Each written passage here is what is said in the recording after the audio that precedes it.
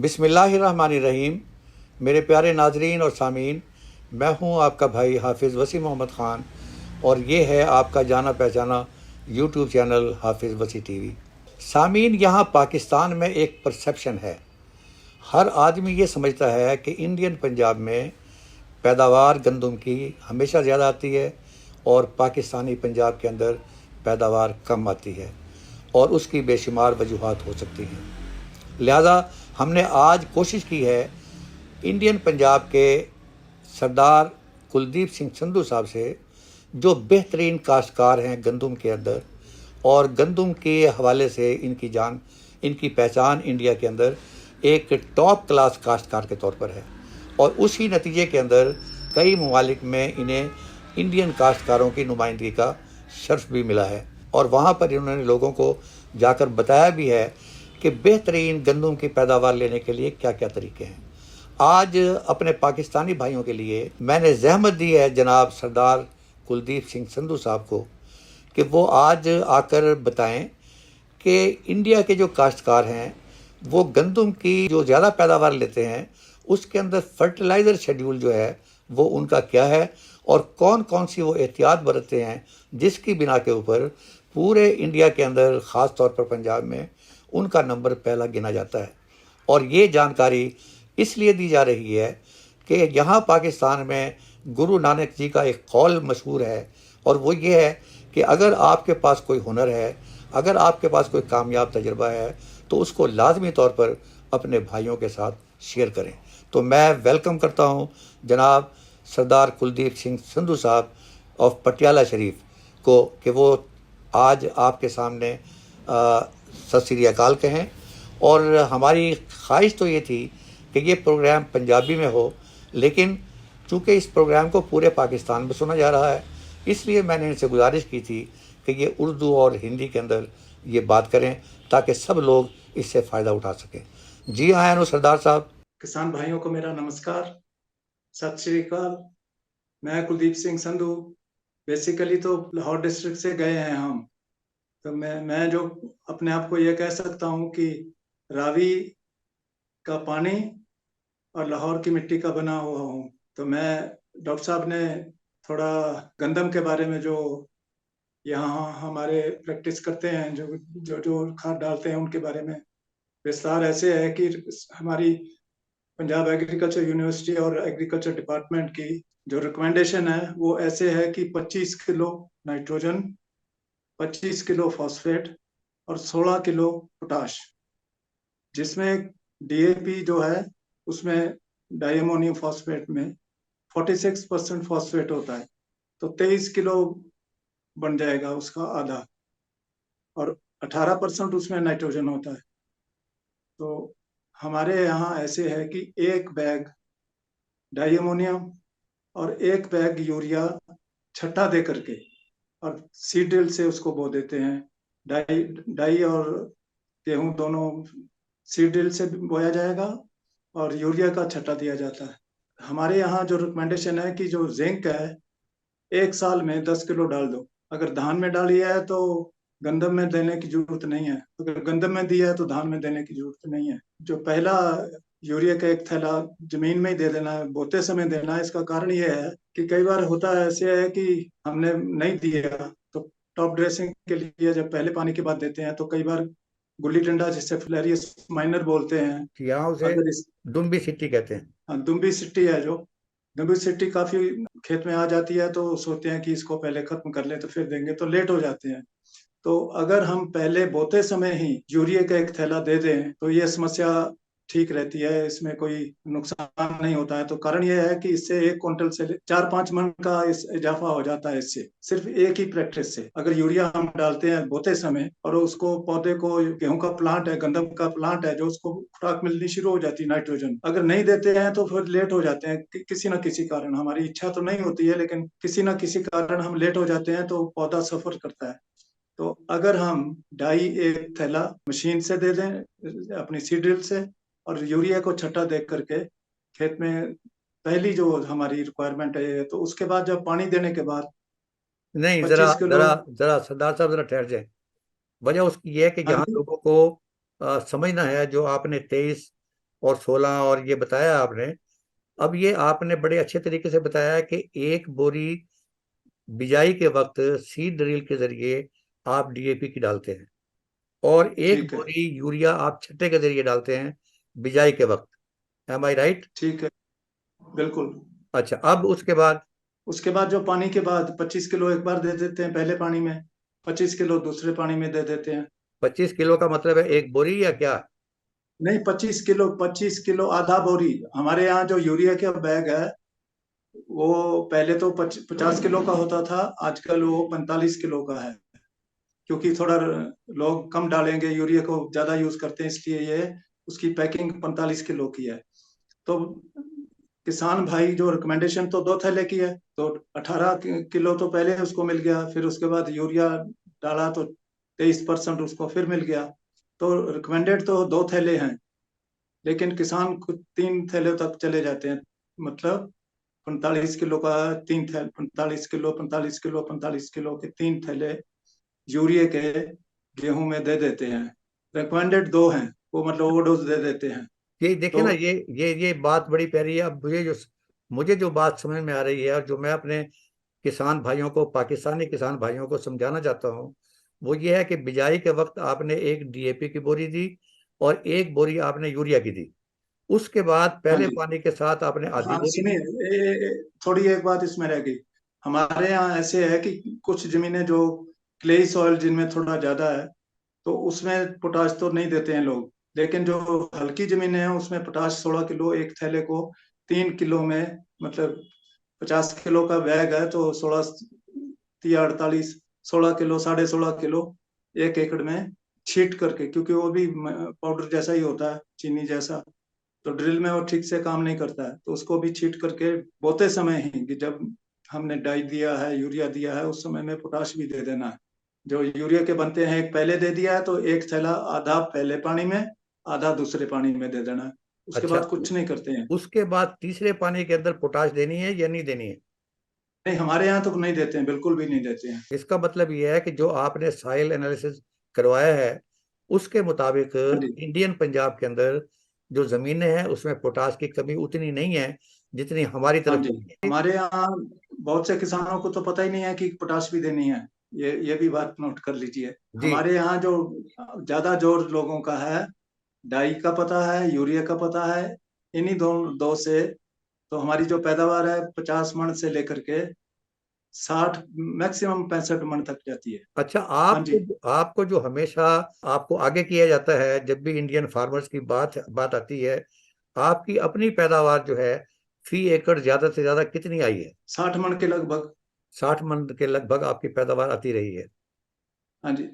नहीं, सब समय नहीं आती, किसी साल थोड़ी कम भी होती है, लेकिन एवरेज हमारी ऐसे आती है, 60 मन के लगभग आ जाती है। में कोई जिंक और सल्फर भी आप इस्तेमाल करते हैं? नहीं, सल्फर जो हल्की जमीनें हैं, जो रेतली जमीनें हैं, उधर ही रिकमेंडेड है यूनिवर्सिटी की तरफ से।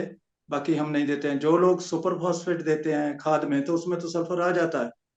अगर कहीं कमी हो, ज्यादा लोग तो प्रेफर करते हैं कि डाई अमोनियम ही मिल जाए, लेकिन अगर कभी किसी समय इसकी शॉर्टेज हो तो लोग सुपर फॉस्फेट डालते हैं जिसमें सल्फर होता है। जिंक फोर्टिफाइड सुपर फॉस्फेट भी मिलता है। तो हमारे यहाँ जो जिंक की रिकमेंडेशन है वो 10 किलो 1 साल के लिए है, चाहे गंदम में डालें और चाहे हम धान में डालें। इसका मतलब यह है कि आपने सिर्फ ये देखना है कि एक साल के अंदर 10 किलोग्राम जिंक जो है वो आपकी जमीनों में हाँ जानी जी, चाहिए। बिल्कुल। और सल्फर का तरीका वो सुपर फास्फेट के जरिए है अगर देना हो, हाँ जी। अदरवाइज जरूरी नहीं है। और सल्फर रिकमेंडेड वही है जहां पर हमारी जमीनें रेतली हैं, सैंडी सॉइल है, उसमें देते हैं सल्फर। उधर कमी आती है, उसमें भी जिंक की भी कमी आती है। और एक कलराठी जमीन है, जो कलर वाली जमीन है, उसमें भी जिंक की, उसमें अगर किसान 2 बार भी दे देंगे तो कोई नुकसान नहीं है, क्योंकि कलर में ऑटोमेटिकली कोई भगवान की तरफ से ही जिंक की शॉर्टेज आ जाती है, मतलब कमी आती है। अगर हम ज्यादा डाई डालेंगे तब भी जिंक की डेफिशिएंसी आ जाती है। जैसे हम नमकीन की चीजें ज्यादा खा लें तो पानी पीने की जरूरत पड़ती है, ऐसे ही ज्यादा डाई देने से भी जिंक की डेफिशिएंसी सामने आ जाती है। तो कलर वाले खेतों में तो जिंक की कमी रहती ही रहती है, इसलिए अगर कलर वाले खेत में 2 बार दे दिया जाए जिंक तो कोई बात नहीं है, कोई नुकसान नहीं है, फायदा ही है। अच्छा सरदार साहब, ये बताइएगा मुझे, ये पाकिस्तान में जो आम तरीका है वो ये है कि डीएपी एक बोरी पहले पानी के वक्त, आधी बोरी नाइट्रोफास की, और एक बोरी यूरिया दूसरे पानी के साथ भी एक बोरी यूरिया, और तीसरे पानी के साथ आधी बोरी यूरिया और आधी बोरी पोटाश। इसके बारे में आपका ख्याल क्या है? डॉक्टर साहब, पंजाबी की कहावत है कि दब के वाह ते रज के खा। जी। ये बुजुर्गों की थी, जैसे हमारे पेरेंट्स के जमाने की, दादा के जमाने की, बाप के जमाने की। लेकिन हमारी यूनिवर्सिटी ने कोई लगभग 1970 के लगभग ये स्लोगन दिया था कि अकल नाल वाह ते रज के खा, कि समझदारी से खेती करो और भरपेट खाओ। तो हम अगर खर्चे नहीं बचाएंगे बचाएंगे तो हमारे ऊपर तो कर्जे पहले ही ज्यादा है, पहले ही ज्यादा खर्चे हैं, तो मुश्किल से उसका गुजारा चलता है। लेकिन जब आपके यहाँ तो जैसे 12,000 बोल रहे हैं कि थैला तेरह डीएपी का, तेरह हजार तो का। हमारे यहाँ, हाँ जी, 13,000 का। 13,000। तो हमारे यहाँ जो डीएपी है, डाइमोनियम फॉस्फेट है, 1,360 रुपए का है। यूरिया 270 का है, 45 किलो। तो हमारे यहाँ तब भी किसान बहुत दुखी हैं कि किसान को बचता कम है। तो आपके यहाँ तो इतना ज्यादा खर्चा करने के बाद उसकी तो हालत खराब होगी होगी। अच्छा, हमें अब तो मैं अपने खर्चे कम कर। अब इसको मुख्तसर करते हुए मैं आपसे ये पूछना चाहता हूँ कि आप मुझे बताएं कि आप एग्री करते हैं, जो मैं आपकी बात को समझा हूँ, कि बिजाई के वक्त डीएपी की एक बोरी और यूरिया बिल्कुल की एक बोरी, और ठीक है। पहले पानी के साथ आधी बोरी और यूरिया, पोटाश पोटाश 16 किलो। और पोटाश 16 किलोग्राम। हाँ ये जी। ये कितने परसेंट पोटाश होती है आपकी तरफ? 60%। 60%। ये एमएपी है? एमओपी। एमओपी। ठीक है। मतलब एक बोरी डीएपी की, एक बोरी यूरिया की, और 16 किलोग्राम पोटाश, ये आप बिजाई के वक्त हाँ डालते जी, हैं? बिल्कुल। अगर किसी ने धान में नहीं दिया है जिंक, जी। तो जिंक डाल दें। अगर दिया, साल में एक दफा 10 किलो जिंक देना है। चाहे धान में दे दो, राइस में, चाहे गेहूं गंदम में दे दो। और ये जिंक जो है, ये पानी के साथ फ्लड करते हैं या आप इसका स्प्रे करते हैं? इसको बेसल डोज, इसको पहले बोते समय ही देते हैं। अच्छा, बोते समय देते हैं। इसका मतलब ये हुआ ना, फिर मैं दोबारा दोहराता हूँ कि डीएपी एक बोरी यूरिया बोते हाँ। समय, और 16 हाँ जी। किलोग्राम पोटाश मैंने दी है। हाँ, ये बोते समय ही देनी है, खेत में बिखेर देनी है। जैसे यूरिया दिया, यूरिया और पोटाश छटा से देने हैं। जी जी। और डाई और गेहूं गंदम, ये ड्रिल से बोने हैं। ड्रिल के जरिए देने हैं। अच्छा, अब आधी बोरी यूरिया तीसरे पानी के साथ। पहले पानी के साथ आधी बोरी, जी, दूसरे दूसरे पानी पानी के के साथ। साथ आधी बोरी। नहीं, देखिए ना, 2 बोरी बन गई। एक बोरी तो हमने दे दी बोने के समय ही, ठीक है। डाई के साथ में। ठीक है। उसके बाद में पहले पानी में हमने दिया आधा बोरा, आधा थैला, ठीक है। मतलब 22-23 किलो बनता है। सही है, सही सही। उसके बाद दूसरे पानी में भी इतनी दे दी, ठीक है। तो 2 थैले यूरिया के बने। हम्म। और जो डाई में नाइट्रोजन है वो भी इसको मिल गया। ये तो है रिकमेंडेड। लेकिन कुछ जिम्मेदार किसान जो हैं वो 3 बोरे, 3 थैले यूरिया के देते हैं। डाई एक थैला, उसके ऊपर 2 की बजाय 3 थैले यूरिया के देते हैं। अच्छा। लेकिन क्या देखा है कि ऐसे जाता है कि जो बीमारियां वगैरह हैं जिसमें ज्यादा नाइट्रोजन डाला हुआ होगा, उसमें बीमारी भी ज्यादा आएगी, तेला भी ज्यादा पड़ेगा, सब चीज ज्यादा पड़ेगी। अगर आंधी आती है, तूफान आता है, तो गिरती वो जल्दी है गेहूं। जो रिकमेंडेड है उसमें सब कुछ ठीक रहता है। हवा को भी वो झेल लेती है, नुकसान कम होता है, पैदावार भी ठीक रहती है। कुछ लोग ये हैं कि वो जितना खर्चा किया उतनी ज्यादा निकाल ली, तो बोलते हैं कि हमारी तो गेहूं गंदम इतनी निकली है। लेकिन उसका फायदा नहीं है। इसका मतलब ये हम दो बातें कर रहे हैं, एक वो बात कर रहे हैं जो रिकमेंडेड है, एक वो हाँ बात जी, है जो आदमी ज्यादा गेहूं लेने की खातिर अपनी तरफ से करता है, और उसके नतीजे में उसे कई मुश्किलात से वास्ता पड़ता है। बिल्कुल अगर आपकी जो रिकमेंडेड डोज पर हम जाएं तो हमारी पैदावार 50 से 60 मन आएगी। बिल्कुल। अब मैं चाहता हूं कि जिस माहौल के अंदर हम बैठे हुए हैं, थोड़े से हम खुशी का इजहार कर लें। हमारे हाँ यहाँ जी। यहाँ पर एक लतीफ़ा मशहूर है, और वो ये है हाँ कि जी। एक सरदार तंबू सिंह साहब थे, और वो मुसलमान हो गए। ठीक। तो अब तंबू सिंह नाम इसलिए है कि ननकाना साहब में आप कई मरतबा गए हैं, वहां पर एक गुरुद्वारा है, उसका नाम है गुरुद्वारा गुरुद्वारा तंबू सिंह। कि उस जमाने के अंदर जब गुरु नानक जी वहां अबू बैठा साहब। करते थे, गुरु नानक जी वहां बैठा करते थे, तो वहां बारिश नहीं ठीक। होती थी, दाएं बाएं बारिश होती थी। और ठीक। वहां सिखों का ख्याल ये है कि जो जाकर दुआ मांगता है तो अल्लाह ताला उसको लड़का देता है। तो जो बच्चा मिला ठीक। उसका नाम उन्होंने सरदार तंबू सिंह रख दिया। कुछ अरसे के ठीक। बाद जब वो जवान हुआ तो वो मुसलमान हो गया और उसका नाम बन गया हाँ अब्दुल जी। रहमान। अब ये पक्का मुसलमान था। और एक दिन जोहर की नमाज का वक्त हुआ और बच्चा उसका बीमार था। बेगम ने कहा कि इसको अस्पताल या हकीम के पास लेकर जाना है। उसने कहा बस मैं नमाज पढ़ के आता हूँ और फिर मैं बच्चे को हकीम के पास ले जाऊंगा। वो नमाज के लिए गया, वहां पता चला कोई बड़े आलिम दीन आए हुए थे और वो बता रहे थे कि इस्लाम क्या चाहता है। उसने कहा जी ये बड़ा जरूरी है। और ये करते करते बाद में तबलीगी जमात आ गई, फिर ईशा की नमाज हो गई। वो बेचारा अपने बीमार बच्चे को अस्पताल लेकर नहीं जा सका। जब वो मस्जिद से ईशा की नमाज के बाद बाहर निकला तो उसका एक दोस्त मिला और उसने कहा, ओ तंबू सिंह तू इतने की कर रहे हैं? तो उसने जवाब दिया कि भाई साहब मेरा नाम तंबू सिंह नहीं है, मेरा नाम अब्दुल रहमान है। तो उस दोस्त ने पूछा, सिख ने, उसने कहा हाँ यार मैंने सुना है कि तूने धर्म तब्दील कर लिया है। ये ये धर्म है कैसा? उसने कहा धर्म तो बहुत अच्छा है, लेकिन है बेले लोका था, जिनको कोई काम ना हो, ये उन लोगों के लिए ठीक। ये दीन बहुत अच्छा है। तो मैं आज आपसे औखा काम नहीं पूछ रहा हूं, मैं सौखा काम पूछ रहा ठीक। हूं अपने ठीक। अपने किसान भाइयों के लिए कि पांच हाँ जी। ऐसी कौन सी चीजें हैं जो आप समझते हैं कि आपकी कामयाबी के अंदर मेन रोल अदा करती हैं। वो पांच चीजें, एक दो तीन चार पांच। डॉक्टर साहब, जो मूल कहानी है शुरू होती है, पंजाबी की कहावत है कि बी चंगा पामी भावे चीन तो मंगावी। जो सीड है हमारा, अच्छी क्वालिटी का हो, पहला नंबर तो ये है। तो नहीं जरा दूसरा ये है दोबारा कि दोहरा दे। बीज चंगा पावी पावे चीन तू मगावी। हाँ जी, मतलब हमारे बीज का जो सोर्स है ठीक है। या बीज हमारा है वो अच्छा होना चाहिए, उसकी क्वालिटी अच्छी होनी चाहिए। सर्टिफाइड। सबसे पहला पॉइंट तो ये, अगर सर्टिफाइड सीड होना चाहिए। हाँ जी सर्टिफाइड हो तो और भी अच्छा है।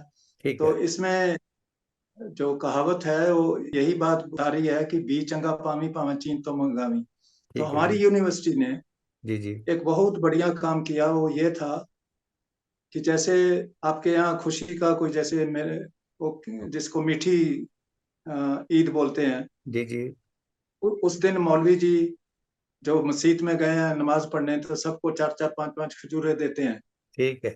तो ऐसे ही हमारी यूनिवर्सिटी ने, क्योंकि ज्यादा तो यूनिवर्सिटी के पास इतनी जमीनें नहीं है कि सारे पंजाब को सीट मुहैया कर सके। Agriculture university Ludhiana Ludhiana Ludhiana. ठीक है। एग्रीकल्चर यूनिवर्सिटी लुधियाना, उन्होंने ये ट्रेंड शुरू की बहुत पहले से, 1970 के दौर से, जी कि जी। 2 किलो आपको बीज दे दिया तो उसको आप दाना दाना करके अपना बीज बना लो। जो ऐसे किसान ने तैयार किया होता है उसमें देखता है कि हाथ से कटाई हो, सारा कुछ उसका इंतजाम हो, उसका बीज सर्टिफाइड सीड से भी अच्छा होता है बहुत ठीक। बार, क्योंकि उसमें कोई चीज मिक्स नहीं होती है। तो एक कारण पंजाब के, ईस्ट पंजाब का पैदावार ज्यादा होने का कारण ये भी है कि अगर 2 किसान ले आए, जी जी। सारे गांव में वो बीज फैल जाएगा। ठीक है। तो अच्छे बीज की शुरुआत। अच्छा, इसमें यह है कि किसान जो है उसका खर्चा फिर बचता है। बाजार में लेने जाएगा सर्टिफाइड सीड तो उसको महंगा मिलेगा, तो घर का ही उसका सर्टिफाइड सीड तैयार हो जाता है। ठीक है। एक तो ये पॉइंट जरूर सोचना चाहिए कि कि बीज जो है बीज चंगा होना चाहिए।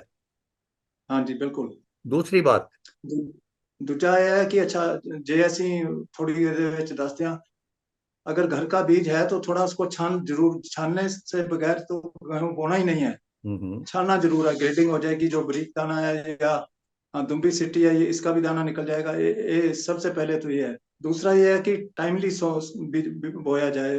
जो आपने एक बार सुनाई थी कहावत कि वेले दी नमाज ते एक वेले दियां टक्करां। बिल्कुल बिल्कुल बिल्कुल।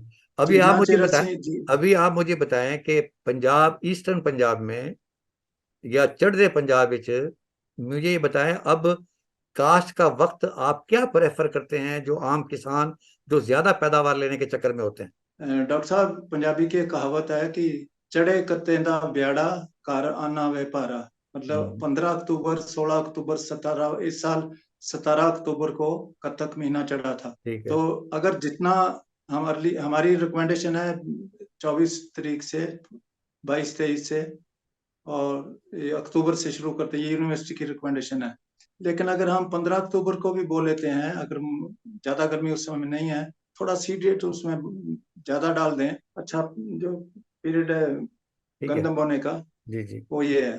तो इससे हमारी पैदावार, एक तो दाने बोल्ड होंगे, सब कुछ ठीक रहेगा। ये ठंड मतलब जैसे गर्मी से पहले पहले ये पक जाएगी। और तीसरा। जो कई बार ऐसे है कि किसान को पता ही नहीं है कि ये अर्ली सोइंग वैरायटी है या लेट सोइंग के लिए है। हम्म।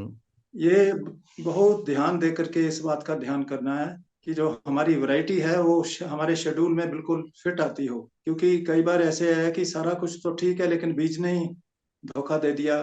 लेट सोइंग है बोदी, वो जो अर्ली सोइंग वैरायटी थी, तो वो तो दाने उसके सूख जाएंगे, मतलब ठीक से पकेंगे नहीं। इसका मतलब ये है कि जो आप जानकारी दे रहे हैं कि किसान जब बीज ले तो वो ये भी देख ले कि ये लेट सोइंग के लिए है, ये अगेती काश्त के लिए है, दरमियानी काश्त के लिए है, पिछेती काश्त के लिए है। कई बार तो ऐसे है कि too many cooks spoil the broth वाली कहानी है।